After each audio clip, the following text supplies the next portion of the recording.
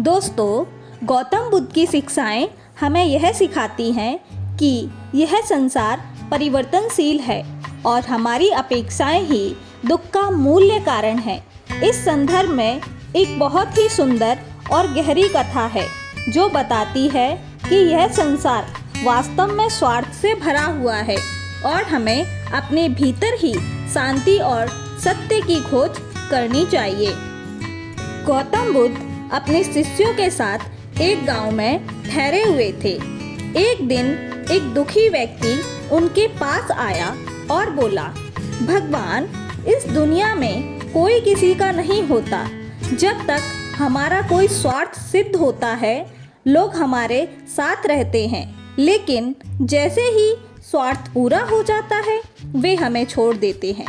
मैं बहुत ही दुखी हूँ। बुद्ध ने उनकी बातें सुनी और मुस्कुराए। फिर उन्होंने अपने एक शिष्य से कहा, जाओ इस गांव से एक मुर्दा शरीर लेकर आओ।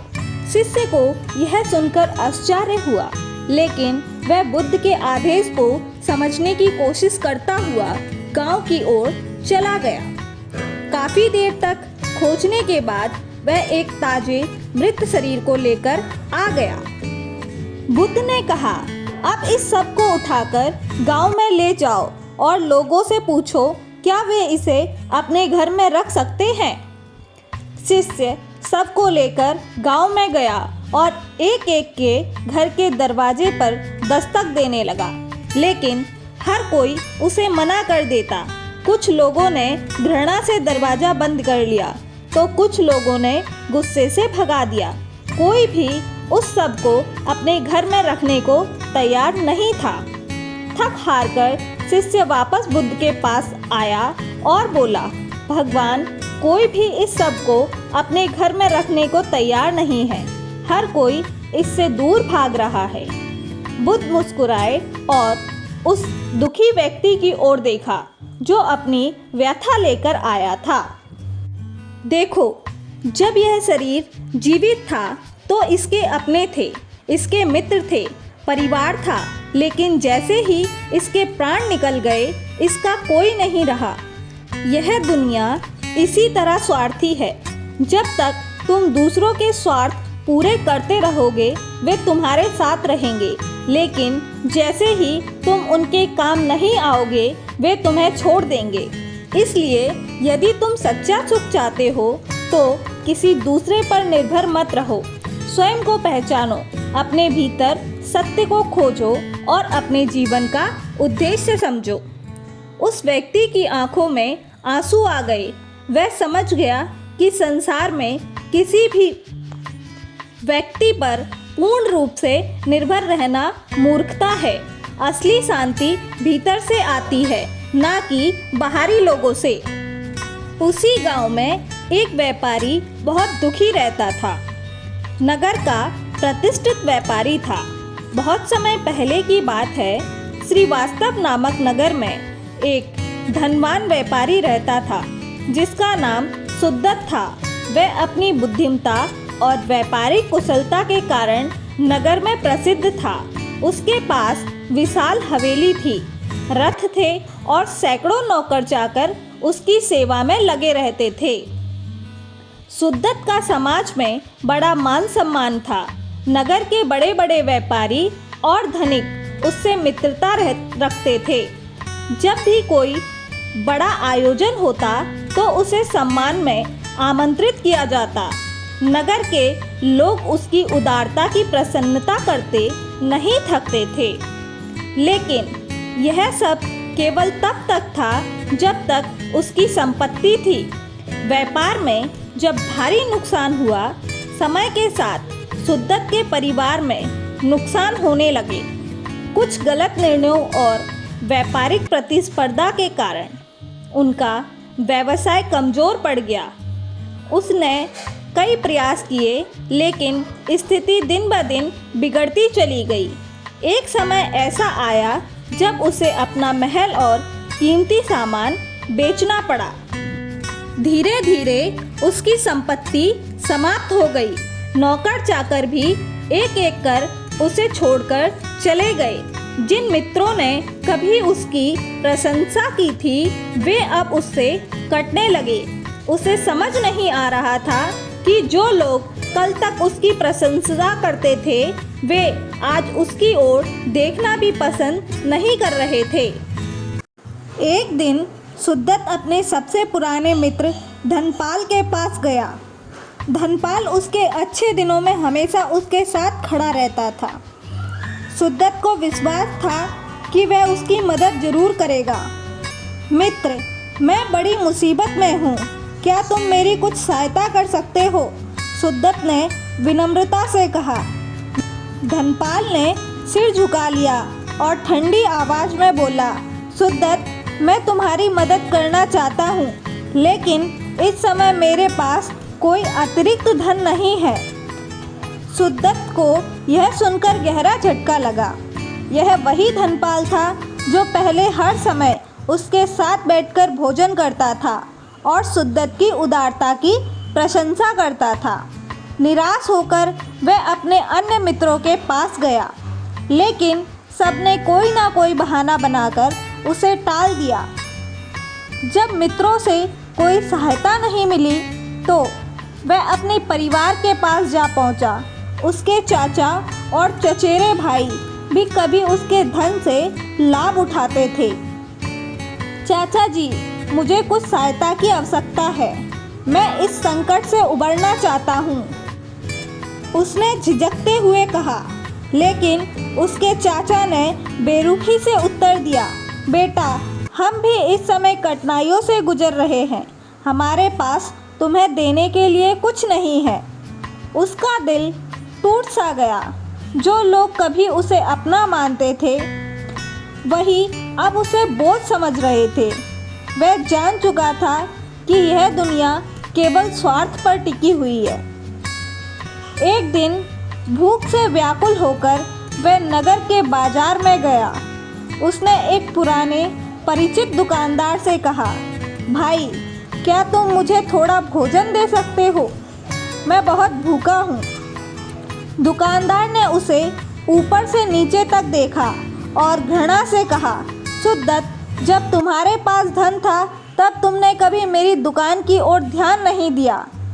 अब जब तुम्हारे पास कुछ नहीं बचा तो तुम मुझसे मदद मांगने आ गए।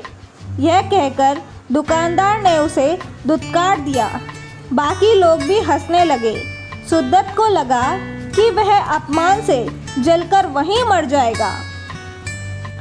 अपमान और उपेक्षा से टूटकर वह नगर से बाहर एक पेड़ के नीचे बैठ गया। उसके मन में विचार आया कि क्या जीवन में अब कोई आशा शेष है?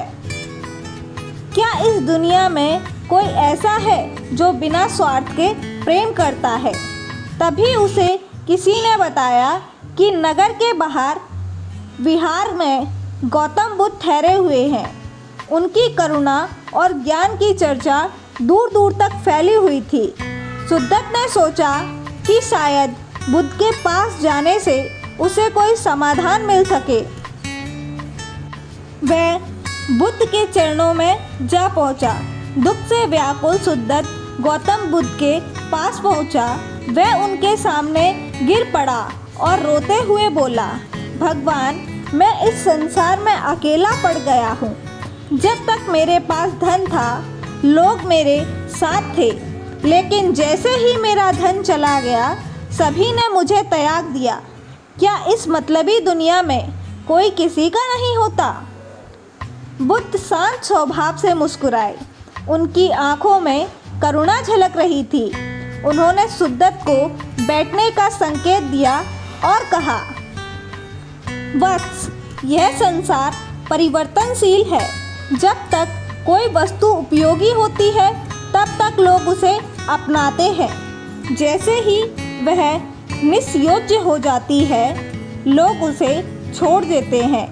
तुमने इस संसार में स्थायी सुख की खोज बाहरी चीज़ों में की थी, लेकिन क्या तुमने कभी भीतर झांक कर देखा? सुद्दत ने आंसू भरी आंखों से बुद्ध की ओर देखा। उसे लगा कि उसके जीवन का सबसे बड़ा सत्य सामने आ गया। गौतम बुद्ध ने उसे एक कार्य सौंपा, सबको नगर में ले जाकर लोगों से पूछने का।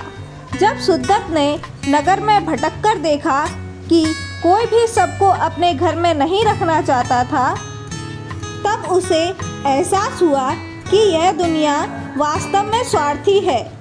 जब वह बुद्ध के पास लौटा तो बुद्ध ने कहा, वात्स्य, जब तक यह शरीर जीवित था तब तक लोग इससे प्रेम करते थे, लेकिन जैसे ही प्राण निकल गए यह सबके लिए तुच्छ हो गया।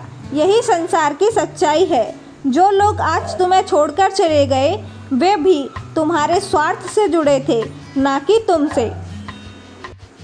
भगवान, अब मैं समझ चुका हूँ कि इस दुनिया में वास्तव में कोई किसी का नहीं होता। जब तक मेरे पास धन था लोग मुझे सिर आँखों पर रखते थे, लेकिन जैसे ही मेरी स्थिति बदली सबने मुझे छोड़ दिया। बुद्ध ने सुद्दत की ओर देखा। उनकी दृष्टि में करुणा थी, लेकिन साथ ही गंभीरता भी थी। वे जानते थे कि यह वही क्षण था जब सुद्दत को सत्य का वास्तविक अनुभव कराया जा सकता था। गौतम बुद्ध कुछ देर तक मौन रहे। सुद्दत को लगा कि शायद बुद्ध ने उनकी बात नहीं सुनी, लेकिन फिर उन्होंने धीरे से अपनी आंखें खोली और बोले, वत्स, तुमने जीवन भर संसार के लोगों पर भरोसा किया, लेकिन कभी अपने आप को नहीं जाना। क्या तुमने कभी यह सोचा कि तुम्हारा असली स्वभाव क्या है? यह शरीर जो आज जीवित है कल निष्प्राण होकर एक शव बन जाएगा। तब वही लोग जो तुम्हें अपने साथ रखते थे तुम्हें शमशान तक छोड़ने तक नहीं आएंगे। यह संसार निस्वर्ग है और तुम इसमें स्थायी सुख खोज रहे हो। सुद्दत बुद्ध के शब्दों को ध्यान से सुन रहा था। उसके मन में हजारों विचार उठ रहे थे। वह पहली बार यह महसूस कर रहा था कि वह कितना बड़ा भ्रम पाले हुए था। स्वार्थ और मोह का त्याग। बुद्ध ने आगे कहा, मनुष्य मोह में बंधा रहता है। वह मान लेता है कि धन, परिवार, मित्र ही उसकी खुशी का स्रोत है, लेकिन जब यह सब छिन जाता है तो उसे अत्यंत पीड़ा होती है। यह पीड़ा केवल इसलिए है क्योंकि तुमने अपनी खुशी को बाहरी चीज़ों पर निर्भर बना दिया था। सुद्दत की आंखों में आंसू बहने लगे। उसने सिर झुका लिया और धीरे से कहा, भगवान, तो क्या जीवन में कोई सच्चा संबंध नहीं है? क्या हम सभी अकेले हैं? बुद्ध मुस्कुराए। उनकी आवाज़ कोमल थी लेकिन दृढ़। वत्स, सच्चा संबंध केवल आत्मा से होता है। यदि तुम स्वयं को पहचान लो, अपने भीतर के शाश्वत सत्य को जान लो, तो फिर कोई भी तुम्हें धोखा नहीं दे सकता। तब ना तुम्हें इस दुनिया से अपेक्षा रहेगी, ना ही तुम्हें किसी के छोड़ने का दुख होगा। यही आत्मज्ञान की राह है। सुद्दत यह सुनकर स्तब्ध रह गया। उसने सोचा कि अब तक वह कितना भटका हुआ था। उसने कभी अपने भीतर झांकने की कोशिश नहीं की। वह हमेशा दूसरों पर ही निर्भर रहता था, उनके प्रेम, उनकी स्वीकृति और उनकी संगति पर। लेकिन आज उसे एहसास हो रहा था कि उसका सच्चा सहारा केवल उसका स्वयं का मन और आत्मा है।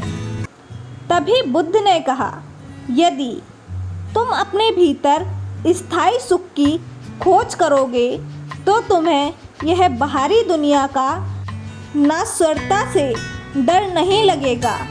तुम्हें कोई त्यागेगा, इससे तुम्हें पीड़ा नहीं होगी, क्योंकि तब तुम्हें पता होगा कि असली खुशी तुम्हारे भीतर ही है। पहली बार ध्यान का अनुभव हुआ। सुद्दत ने बुद्ध से प्रार्थना की, भगवान, मैं इस सत्य को अनुभव करना चाहता हूँ। कृपया मुझे मार्ग दिखाएं। बुद्ध ने मुस्कुराकर कहा, बैठो, अपनी आंखें बंद करो और अपने श्वास को महसूस करो। अपने भीतर जाओ। जो तुम बाहर खोज रहे थे वही सत्य तुम्हारे भीतर है। सुद्दत ने पहली बार ध्यान की अवस्था में प्रवेश किया। जैसे ही उसने अपनी आंखें बंद की, उसे पहली बार अपने भीतर की शांति का अनुभव हुआ। वह विचारों की हलचल से परे जाकर अपने अस्तित्व को महसूस कर रहा था। कुछ समय बाद जब उसने आंखें खोली तो उसकी आंखों में नमी थी, लेकिन यह आंसू पीड़ा के नहीं थे, बल्कि आत्मबोध के थे। सच्चे मार्ग की खोज। सुद्दत ने बुद्ध के चरणों में सिर झुका दिया और कहा, भगवान, अब मुझे कोई संदेह नहीं है। मैं इस दुनिया की अस्थायी चीज़ों में सुख नहीं खोजूंगा। मैं स्वयं को पहचानने की राह पर चलूंगा। बुद्ध ने फिर कहा, वत्स, यह पहला कदम है। अब तुम्हें निरंतर अभ्यास करना होगा। जब तक तुम अपने भीतर सत्य की खोज नहीं कर लेते, तब तक तुम्हारी यात्रा अधूरी है। आत्मज्ञान कोई बाहरी उपलब्धि नहीं है, यह स्वयं को जानने की अवस्था है। सुद्दत ने निश्चय कर लिया कि अब वह अपनी शेष जिंदगी केवल सच्चे ज्ञान की खोज में ही लगाएगा। जब तक मनुष्य बाहरी चीज़ों पर निर्भर रहेगा, वह पीड़ा में ही रहेगा। इसलिए स्वयं को जानो और मोह को त्यागो। संसार की चीज़ें नश्वर होती हैं, इनसे अत्यधिक जुड़ाव दुख का कारण बनता है। ध्यान और आत्मबोध को सच्ची शांति केवल भीतर की यात्रा में है, न कि बाहरी संसार में। केवल बाहरी ज्ञान से जीवन सफल नहीं होता। आत्मज्ञान ही वास्तविक मुक्ति का मार्ग है।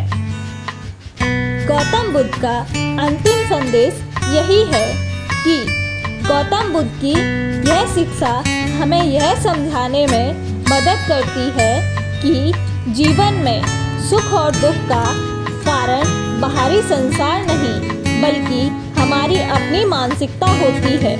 यदि हम आत्मनिर्भर होकर जाएं और आत्मज्ञान की ओर बढ़ें, तो कोई भी परिस्थिति हमें डगमगा नहीं सकती। तो दोस्तों, अपने दीपक स्वयं बनो, किसी और को मत बनने दो। धन्यवाद दोस्तों, अगर आप सभी को यह गौतम बुद्ध की कहानी पसंद आई हो तो कृपया इस कहानी को सभी के साथ शेयर अवश्य करें। साथ ही इस चैनल को सब्सक्राइब अवश्य कर लें और वीडियो को लाइक भी करें।